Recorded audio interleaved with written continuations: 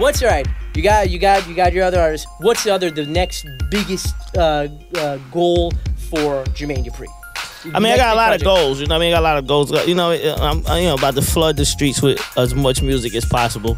I created my own social network, global14.com. So if people have music out there, or they want to get me a message, or they want to talk to me, or they want to talk to other people that have the drive that I have, you should sign up to global14.com. It's about music, and it's about trend, it's about new, it's about life, and it's built basically on the same vibe of what I'm saying. I'm addicted to newness, so it's like the site is all about new tech, new cars, new clothes, new girls, new whatever it is that's new. That's what we about. So you know what I'm saying. So that's one thing, and then what?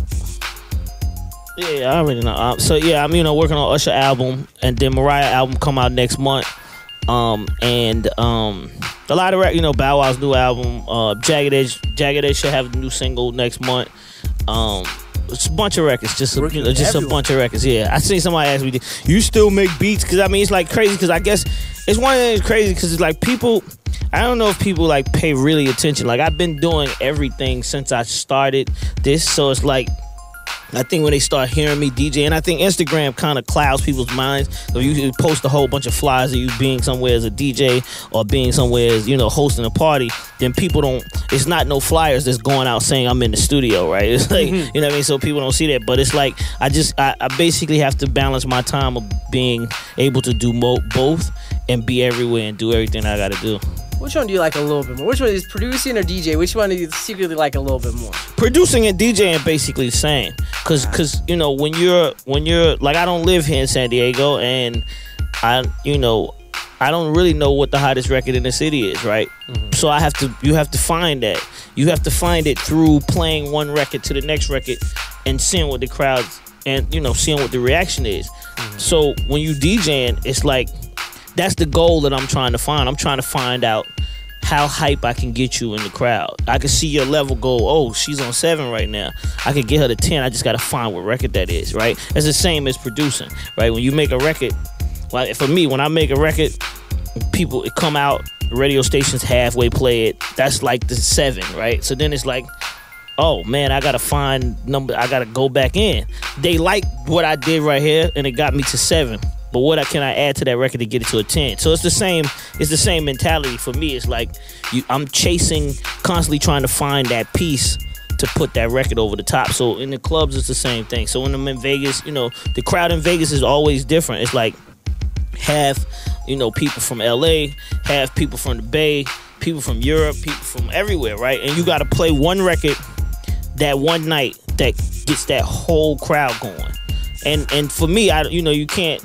I mean, I'm DJing everywhere, so I get a chance to be in all the cities. But at that one particular point in time, you don't know what that one record is that's gonna set that whole room off. So it's like a real adrenaline rush when you find that, like, you drop that record and the whole crowd go crazy. That's when I start drinking, and I'm like, oh, okay, all right, I'm safe, And so it's kind of the same. I love both of them the same. That's awesome. I didn't know the correlation like that. That's amazing. And it's weird. I had Lil Jon in the studio last week, and I found out that you're one of the dudes that Lil Jon was one of your interns, and now he's doing his thing. How does it, do you get a sense of pride when you see some of the people that you work with just rise to the top? Yeah, I mean, because it's sad if the people you work with don't rise to the top. That's the worst part. You know what I mean? Like, Lil Jon actually was an employee of So Def from the beginning. You know what I mean? Like from the jump start of when So Def first got started. I found Lil Jon in the club, and Lil Jon accidentally, how he became an employee was because he was like the only DJ that would play my records. Like, I could take the record to him, and he wouldn't give me the DJ rigmarole, and he'd just put it on regardless if it was good. He wouldn't even listen to it, by the way. He'd just play it like in the club. And back then it wasn't really like a reaction if you played a record that people didn't know. It was just like a record that DJ was throwing on. So he still would play it, but it was still like, that was like a me building my alliance, and because I was 19, so I was barely able to even get into clubs, right? So I actually couldn't really get in. This is the only club I could actually go to, and I was taking the music. You know what I mean? Like if I did a crisscross remix, I'd take it to him and he'll play it. And I remember like the first, I took him, like I did a crisscross remix with Redman, or Tonight's the Night, and Redman put a verse on there, and I gave it to him, and I couldn't wait. Like this was my young man, you know, before I turned like 23, 24. My excitement was, I can't wait to go to, you know what I'm saying, this club and give Lil Jon this record. You know what I mean? But everybody else didn't have that excitement because everybody else didn't really care about that club like I did. But I cared about that club because that was the only one I could get into. That's and like I love the mentality at such a young age, and you know, again I have to say the record speaks for itself. All these artists, everything, especially today with, you know, everyone being music, everyone can kind of make music, music is a little bit more accessible to be made than it was a long time. Everyone has an opinion. Everyone has a way of thinking. Everyone has a thought how music should be, how it shouldn't be. You know, I feel like there are only very few people that have a valid right to give an opinion. One of them is you. So what I want to ask you is, what is something in music today you see generally, whether it's the music, it's the genres, it's the artists, it's the fans, it's the instruments, that you're like, this needs to stop? I'm gonna tell you, like right now, like we're putting out this Mariah Carey album next month, right? And the craziest thing is that like her fans been going in on me on Twitter. Like, what was it, yesterday? Yeah, like yesterday, day before yesterday, like the fans was just going crazy because they like, I'm the most social person of this situation, so I'm the person that they see. You know what I'm saying? I'm the person that they hear, just like I'm doing an interview right now. It's like, so they feel like the questions that they want and answers that they want about the record, they should attack the person that they see, right? So they attack me, which is cool. I'm good with that because, you know, I'm built to take all of these bullets. But it's the crazy part about it is what I'm learning is that they're more infatuated or obsessed with the promotion aspect of the project than the music, right? Because like if you come from where I came from, when I used to go to the store and buy a record, I remember one day I went to the store and it was like Turtles was the name of the record store, and it was a new LL Cool J album had came out, right? And I never even knew. I didn't know what it was. I knew LL, you know, but radio album. It was like his first album. It first came out. And that may be way too far, but my point is that when I went to the record store, his record was sitting up there, and I just bought it. I didn't know what the cover. I mean, you know, it was exciting because I didn't know nothing about it, right? And it was like, oh wow, this is out. I love radio. I love what he already had. I can't wait to hear what's else. So like all the liner notes and everything that's in the records was like, that's what you paid attention to. That's where kids learn what an engineer was, and that's how kids learn who the producer was. Like, you start reading notes. Nobody even know what a producer. By the way, if it wasn't me or Teddy Riley or anybody else, Timbaland or Dr. Dre at this point, like say if we never came out and it was just like starting right now, I don't even know if kids would even know what a producer was, because they don't even they're not putting time into reading liner notes, right? They only are into what they're hearing and seeing on Instagram and Twitter, and that's not giving you the behind the scenes of what's happening. So then they not paying attention to the music. They paying so much attention to just the promotion, right? And I think that for me, watching this, I'm like, yo, y'all got to start paying attention to the music, and not knowing the Mariah title of her album, and not knowing, you know, I seen people asking, is the date pushed back, and this, that, and third, and them not knowing, you know what I mean? Them not knowing makes them is annoying them, because they don't know. Like they like, well, at least she could leak her album cover. Why would you leak an album cover? What is leaking the album cover gonna make you buy more records? I don't believe that, right? And we know that's not gonna happen. It's never happened. Every artist that leaks their album cover and they liner notes and how many songs they got, they still don't sell more records than the next person. So it's like, they've been programmed to believe that this stuff really matters, but it's really about the music. And then, like, when I seen RZA talking about he only making one album with the Wu-Tang Clan, and you got to pay to go hear it, he's really putting the interest back into the music. And I think that's, you know, regardless of how people make music, whether it's garage band or whatever you're doing, how you make your beats and studio, you got to make sure that the integrity of what people are listening to is still there. And I think the way people treat it now, that has to stop, basically, to take a long story to get to where you at. But I think that has to stop, and I think that artists like Mariah, you know, we saw Beyonce do it in a way, her way, they making you care about the music more as opposed to the promotion. You know what I mean? Because you can promote a record crazy. I've seen people promote the most, right? And they still ain't gold or they still ain't platinum.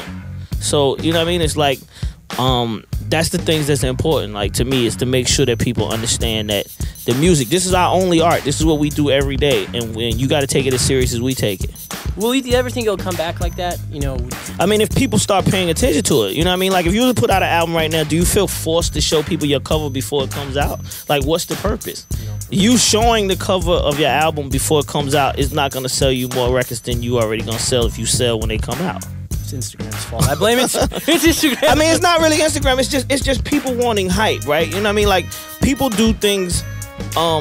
You know, people are into conversation, and people are into.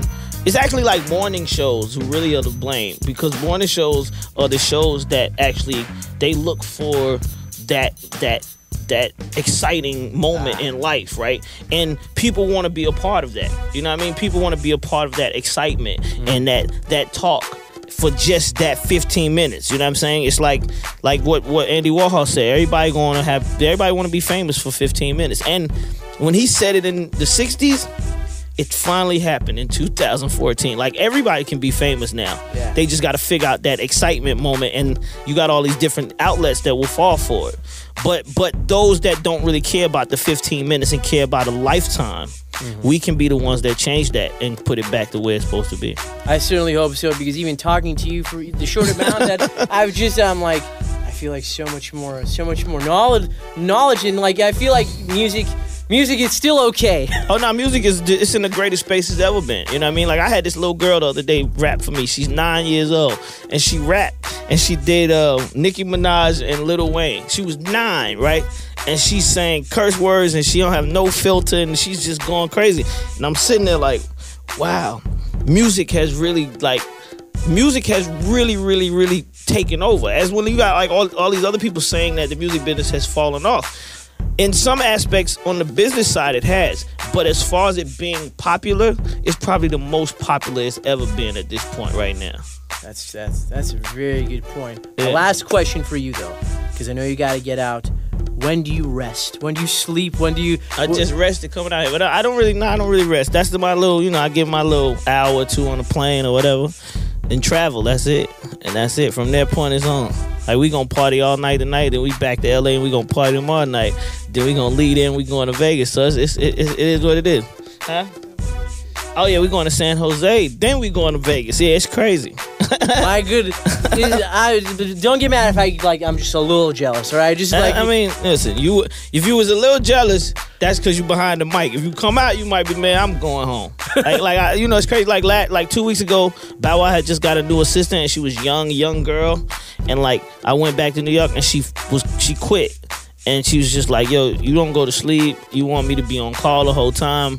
I can't do this. And we got a younger person for him because of the situation. And she just was like, I can't do it. I do go to sleep. I don't do this. Like, and it was like, you think that all young people just stay up all night and don't go to sleep. And we cool with that. So it's not easy. It's fun, but it's not easy. Because you got to be alert and you got to be ready. You can't just be sleep. You know, if you're tired. I'm vegan too, so it helps. That's true. That vegan helps too. Yeah. I gotta take some notes. Jermaine Dupri, thank you so much. Any last words you want to say to the people? I do. I love San Diego. I think that this is probably one of the most beautiful cities that I've ever been to, because it's like the ocean is like right downtown. That's crazy to me. It only looked like Australia. I don't know if you've ever been to Sydney, Australia, but Sydney is kind of the same, because it's like the ocean is like right in the city, and it's like you can ride around. What's that little cart, the little trolley thing we was on with the dude is riding a bike and he can't really pull you, but they trying to pull you and they got a little radio on there. Yeah, those little things, right? So I'm on one of those, and you can ride around all night with a girl, and and you be right by the ocean, and there's boats, and it's a crazy look out here. That's what's up. Well, San Diego definitely loves you. Yeah. Appreciate your time, brother. Thank you. Thank you so much.